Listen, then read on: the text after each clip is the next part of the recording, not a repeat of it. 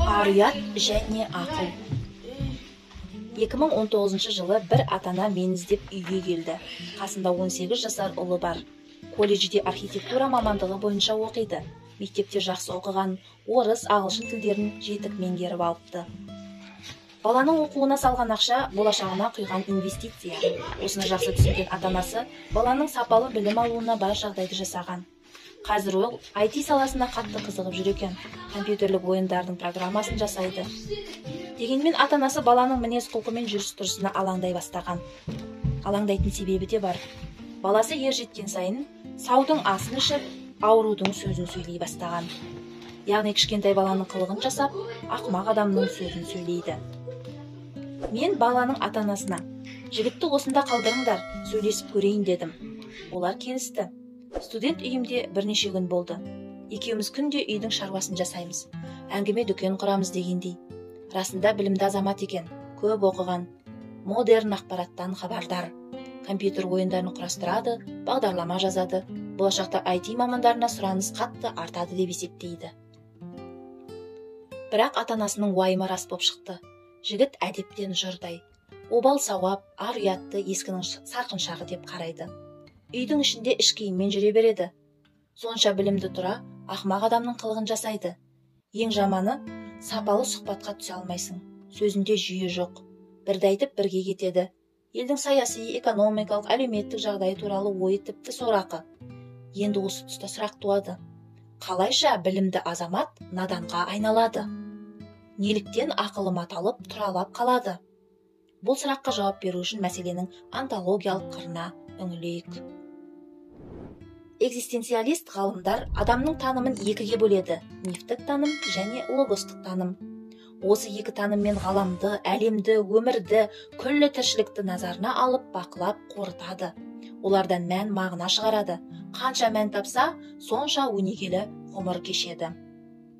Адамның мифтік танымы трансценденция қасиетіне тәуелді.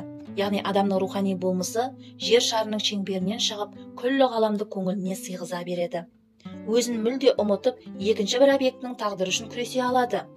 Екі танымы да қатар шабалатын нағыз интеллектуал адам ақылды да, арлы да бола алады.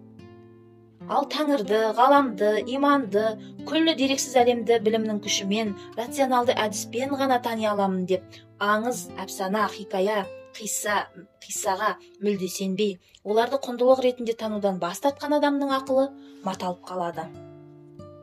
Рационалды танымның логикамен шырмап, матап, сірестіріп тастаған тар жәшігіне қамалып қалады. Ондай адамдар мағынасы мол, астарлы мағынаға бай, ғибратты әңгімеден тәлім ала алмайды.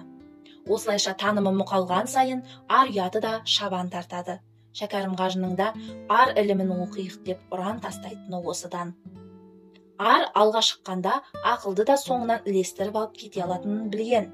Керісінше құр біліммен қаруланған арсыз адам айналасын қан қақсатады. Ар мен ақылдың егіз ұғымы екенін антика жұрты да дұрыс түсінген.